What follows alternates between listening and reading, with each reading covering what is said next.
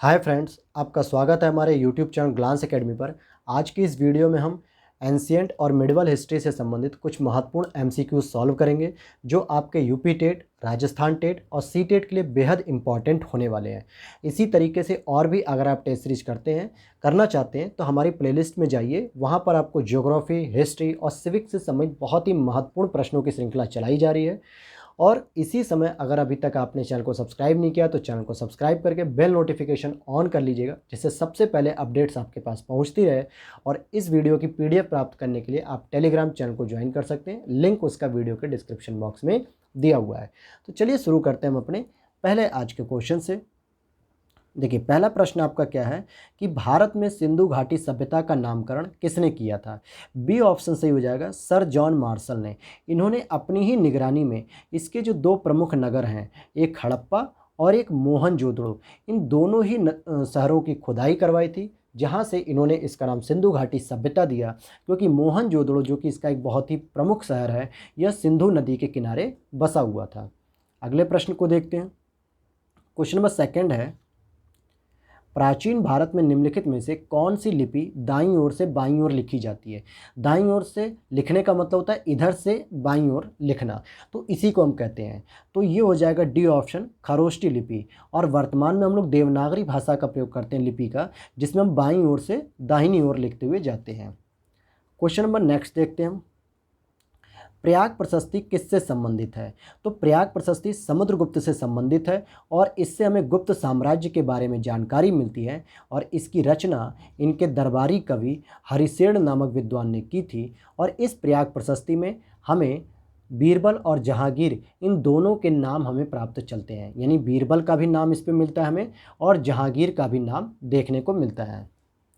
Question number 4 है आपका, फैज़ाबाद जिले का नाम अयोध्या कर दिया गया है, जो कि कौशल महाजनपद की राजधानी थी। तो कौशल का उल्लेख सबसे पहले कहाँ मिलता है? तो ऋग्वेद के अंतर्गत शतपथ ब्राह्मण जो इसका है, उसी में जो है कि हमें सबसे पहले इसकी जानकारी मिलती है कौशल की, जिसको वर्तमान में अवध के रूप में भी जाना जाता है। क्वेश्चन नंबर नेक्स्ट है, भारत में पशुपालन के प्राचीनतम साक्ष्य कहाँ पर मिलते हैं? तो प्राचीनतम साक्ष्य दो जगह मिलते हैं। बी ऑप्शन सही हो जाएगा, बागोर राजस्थान के अंतर्गत, और दूसरा आपको मिलेगा एमपी के आदमगढ़ में। कहाँ पर मिलेगा? आदमगढ़ में। यहाँ पर हमें पशुपालन के साक्ष्य देखने को मिल जाते हैं। अगला प्रश्न है आपका, इसमें नदी है और उससे संबंधित क्षेत्रों की सूची को मिलान करना है। तो देखिए, नर्मदा नदी का जो क्षेत्र था वो था महेश्वर, और सिंधु नदी का क्षेत्र मोहनजोदड़ो था, गोदावरी का नेवासा है, और चंबल नदी का मेतवा है। यह संबंधित क्षेत्र थे जहाँ पे नदियों का क्या था, अपवाह तंत्र बहता था। अगले प्रश्न को देखते हैं। यहाँ पर ऋग्वैदिक नदी हैं और जिनका वर्तमान में नाम पूछा जा रहा है, क्योंकि ऋग्वैदिक नदी का मतलब जो वैदिक सभ्यता थी वो 7 नदियों के किनारे बसी हुई थी, यानी कि जिसको हम लोग क्या कहते हैं, 7 नदियों का समूह कहते हैं। और उसी नदियों के नाम को वर्तमान में क्या जानते हैं? तो सदा नीरा की बात करेंगे तो ये गंडक के नाम से जानी जाती है। दृश्यदती की बात करेंगे तो घाघरा के नाम से जानी जाती है। बिपाशा की बात करेंगे तो ब्यास के नाम से, और वितस्तता की बात करेंगे तो ये झेलम के नाम से जानी जाती है। और इसी वितस्तता नदी के किनारे सिकंदर और पोरस के बीच में युद्ध हुआ था, जिसको हम हाइडे स्पीच का युद्ध कहते हैं। और जहाँ पर जो है कि क्या हुआ था कि यह युद्ध पोरस हार गया था। क्वेश्चन नंबर नेक्स्ट है आपका, यहाँ पर सूची फर्स्ट और सूची सेकंड में विक्रम संवत दी है, जिसका हमें मिलान करना है। क्या करना है हमको? मिलान करना है इसका। तो चलिए हम देख लेते हैं इसका क्या मिलान होगा। आइए इस प्रश्न को थोड़ा सा हम छोटा कर लेते हैं, क्योंकि कूट मिलाने में आसानी रहेगी इसके। ये तो कुछ ज़्यादा ही छोटा हो गया, चलिए हम थोड़ा सा बड़ाई करके ऐसे देख लेते हैं। तो देखिए, विक्रम संवत की बात करेंगे तो ये 58 ईसा पूर्व में जो है कि शुरू किया गया था चंद्रगुप्त प्रथम के द्वारा। किसके द्वारा किया गया था? चंद्रगुप्त प्रथम के द्वारा गुप्त संवत शुरू की गई थी। शक संवत की बात करेंगे तो शक संवत आपके 78 ईस्वी में कुषाण शासक कनिष्क के द्वारा शुरू की गई थी। और गुप्त संवत की बात करेंगे तो 320 ईस्वी में चंद्रगुप्त द्वितीय, जिसको विक्रमादित्य के नाम से जाना जाता है, उनके द्वारा शुरू किया गया था। और वहीं कली संवत की बात करेंगे तो यह था आपका 3102, जो कि सबसे पुराना माना जाता है 3102 ईसा पूर्व में, और यह सबसे ही पुराना है। चलिए अगले प्रश्न को हम देख लेते हैं। क्वेश्चन नंबर 9 है, निम्नलिखित में से वह कौन सी ब्रह्मवादिनी थी जिसने कुछ वेद मंत्रों की रचना की थी? जिसने कुछ वेद मंत्रों की रचना की थी तो वो थी लोपामुद्रा, जो कि अपाला, घोषा, लोपामुद्रा, सिकता, इस तरीके की जो विदुषी थी, मतलब जो महिलाएं थीं, जो विद्वान थीं, वो वेद मंत्रों की रचना भी करती थी और ऋग्वैदिक काल में महिलाओं को शिक्षा प्राप्त करने का अधिकार था और यह सभी महिलाएं जो है कि ऋग्वैदिक काल से संबंधित हैं। तो A option is right answer. Next है आपका, यहाँ पर कुछ संत दिए हुए और उनकी जो है कि जाति से संबंधित है जो आपको बताना है। तो नामदेव को अगर हम बात करेंगे तो नामदेव जो है कि दर्जी से संबंधित थे, दर्जी परिवार से संबंधित थे। कबीर की बात करेंगे तो ये जुलाहा परिवार से संबंधित थे। रविदास की बात करेंगे तो रविदास आपके जूता चप्पल का जो काम करते हैं मोची, उससे संबंधित थे। और सेना की बात करेंगे तो ये नाई से संबंधित थे। तो ये इनके कुछ जो है कि कर्तव्य थे या इस परिवार से संबंधित थे। क्वेश्चन नंबर हम नेक्स्ट देखते हैं। क्वेश्चन नंबर 11 है आपका, सिंधु घाटी सभ्यता में पाए गए पशुपति मुहरों में निम्न में से कौन सा जानवर चित्रित नहीं किया गया है? इसमें कौन सा जानवर चित्रित नहीं किया गया है? हाथी, बाघ, बैल, गेंडा।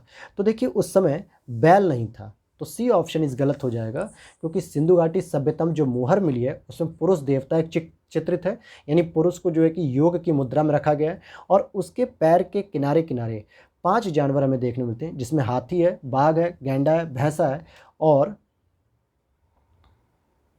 साथ ही साथ पैर के पास 2 हिरन भी देखने को मिलते हैं, लेकिन हमें बैल देखने को नहीं मिलता है। क्वेश्चन नंबर 12 है आपका, धर्मत का युद्ध निम्नलिखित में से किन किन के बीच लड़ा गया था? बहुत ही महत्वपूर्ण है, यह भी एक उत्तराधिकार का युद्ध था जिसमें शाहजहां के 2 पुत्रों के बीच में लड़ा गया था। एक थे औरंगजेब और एक थे दारा शिकोह।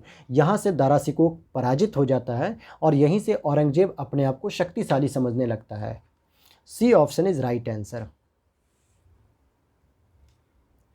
क्वेश्चन नंबर 13 है आपका, चलिए पूरा नहीं आया, ये आ गया। चलिए क्वेश्चन नंबर 13 थोड़ा छोटा करते हैं ताकि पूरा दिखे आपको। पूछा जा रहा है, शाहजहां के द्वारा जो बल्ख अभियान किया गया था उसका उद्देश्य क्या था? खैबर दर्रे के आसपास रहने वाले विद्रोही कबीलों पर नियंत्रण रखना, या मुगलों की मातृभूमि समरकंद और फरकना को जीतना, मुगल सीमा को वैज्ञानिक पद्धति अनुदारिया पर निर्धारित करना, या मुगल साम्राज्य का विस्तार उपमहाद्वीप से आगे तक करना। तो ए ऑप्शन इज इंपॉर्टेंट है, खैबर दर्रे के आसपास रहने वाले विद्रोही कबीलों पर नियंत्रण करने के लिए ही शाहजहां ने बल्ख अभियान किया था, क्योंकि अधिकतम जितने भी भारत में आक्रमण हुए हैं वो सभी के सभी खैबर दर्रे से हुए थे और शाहजहां चाहता था कि खैबर दर्रे पे अगर उसका नियंत्रण होगा तो मुगल सत्ता पे कोई भी आक्रमण की गुंजाइश नहीं बनेगी। क्वेश्चन नंबर 14 है, पूछा जा रहा है, जो इतिहासकार थे मध्यकालीन भारत में, बर्नी, जियाउद्दीन बर्नी बहुत ही प्रसिद्ध इतिहासकार रहे हैं। दिल्ली के सुल्तानों के अधीन भारत के शासन को वास्तव में इस्लामी नहीं माना उन्होंने। क्यों नहीं माना उन्होंने इस्लामी? क्योंकि उन्होंने कहा कि दिल्ली के जो सुल्तान हुआ करते थे, क्यों नहीं इस्लामी माना? तो उसके बारे में कोई एक ऑप्शन आपको सही बताना है। तो सुल्तान ने मुस्लिम कानून के साथ साथ अपने स्वयं के भी नियम बना दिए थे, और जहाँ पर आपके स्वयं के नियम भी हों और इस्लामिक कानून भी हो तो वो राज्य कभी भी इस्लामी नहीं हो सकता, क्योंकि वो शरीयत के साथ साथ व्यक्तिगत कानूनों से भी चल रहा था। इसीलिए सी ऑप्शन यहाँ पे सही हो जाएगा। बर्नी साहब ने यही कहा है। दिल्ली सुल्तान का मतलब हो गया आपका गुलाम वंश, तुगलक वंश, खिलजी वंश, लोधी वंश और सैयद वंश। ये जो 5 वंश थे बाबर के आने से पहले, मुगलों के आने से पहले। क्वेश्चन नंबर 15 है, शासक जिसको कश्मीर का अकबर कहा गया, कौन सा ऐसा शासक था जो 14वीं शताब्दी में था? तो जैनुल आबदीन थे, और इन्हीं के समय राजतरंगड़ी का दूसरा वर्जन लिखा गया जो कि जोनराज के द्वारा लिखा गया था। पहला वर्जन तो प्राचीन भारत में लिखा गया था कल्हड़ के द्वारा, राजतरंगड़ी, लेकिन दूसरा जब राजतरंगड़ी का दूसरा पार्ट लिखा गया तो वो जोनराज के द्वारा लिखा गया था। क्वेश्चन नंबर 16 है आपका, पानीपत का प्रथम युद्ध बाबर और इब्राहिम लोदी के बीच कब लड़ा गया था? तो ये हो जाएगा आपका जो इसका आंसर 21 अप्रैल 1526 को पहला युद्ध लड़ा गया था पानीपत का। और दूसरा युद्ध और तीसरा युद्ध आप लोग कमेंट बॉक्स में ज़रूर बताइएगा कब लड़ा गया है। अगला प्रश्न है आपका, अपने विरोधियों के प्रति कठोर लौ एवं रक्त की नीति का पालन करने वाला शासक कौन था? बहुत ही आसान प्रश्न है। बलबन ने लौ और रक्त की नीति अपनाई थी, यानी आयरन एंड ब्लड।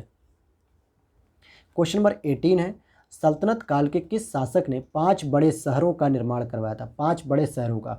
तो जो बड़े शहर या नगर थे उसका सबसे अधिक निर्माण जो है कि फिरोज तुगलक ने किया था। और इवन की नहरों का निर्माण तो गियासुद्दीन तुगलक ने शुरू करवाया था, लेकिन फिरोज शाह तुगलक ने बहुत अधिक मात्रा में नहरों का निर्माण करवाया था।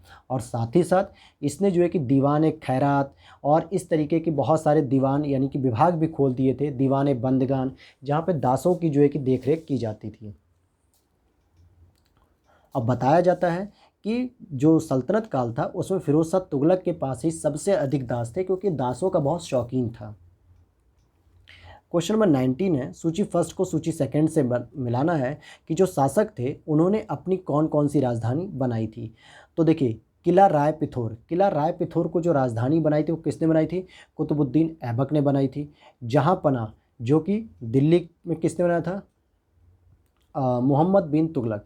ध्यान दीजिएगा, एक दीन पना है, एक जहाँ पना। तो जहाँ पना तो मोहम्मद बिन तुगलक ने बनवाया था, दीन पना आपके हुमायूं ने बनवाया था, जिनकी सीढ़ियों से लुढ़कते हुए जो है कि गिरकर उसकी मृत्यु हो गई। और सीरी का किला ये अलाउद्दीन खिलजी ने बनवाया था। तो किला राय पिथौर कुतुबुद्दीन ऐबक के द्वारा, जहाँ पना की बात करेंगे मोहम्मद बिन तुगलक, दीन पना की बात करेंगे तो यह हुमायूं के द्वारा, और सीरी का किला अलाउद्दीन खिलजी के द्वारा बनवाया गया था। चलिए क्वेश्चन नंबर हम नेक्स्ट देखते हैं। 20 नंबर पे पूछा जा रहा है, भक्त तुकाराम कौन से मुगल सम्राट के समकालीन थे? तुकाराम जो कि महाराष्ट्र से संबंधित थे, और यह जो है कि आपके सी ऑप्शन जहांगीर के समकालीन थे। क्या था? जहांगीर के समकालीन थे। और जो मराठा जितने लोग होते थे उनमें इनका बहुत ही प्रसिद्ध दर्जा था, यानी कि मराठा के जितने भक्त हुआ करते थे वो लोग तुकाराम को बहुत इज्जत देते थे, बहुत मानते थे उनको। अगला प्रश्न है, ऋग्वेद में जैन धर्म के किन 2 तीर्थंकरों का उल्लेख मिलता है? तो हमें 2 तीर्थंकरों का उल्लेख मिलता है। एक तो आपके मिलेंगे पहले तीर्थंकर या जैन धर्म के संस्थापक ऋषभदेव, और दूसरे नंबर पे जो हमें मिलेंगे वो मिलेंगे आपके अरिष्टनेमी, जो कि 22वें तीर्थंकर थे, और ये पहले तीर्थंकर थे। तो 1 और 3 ये ऑप्शन आपका सही हो जाएगा, A answer. Question number next है आपका, प्रसिद्ध मंदिर और राज्य। जो प्रसिद्ध मंदिर हैं वो किस राज्य में पाए जाते हैं? विद्याशंकर मंदिर, विद्याशंकर मंदिर आपको मिलेगा कर्नाटक में। वहीं राजा रानी मंदिर, बहुत महत्वपूर्ण मंदिर है ये, राजा रानी मंदिर आपको उड़ीसा में मिल जाएगा। कंदरिया महादेव मंदिर जो कि चंदेल शासकों के द्वारा खजुराहो में मध्य प्रदेश में पाया जाएगा।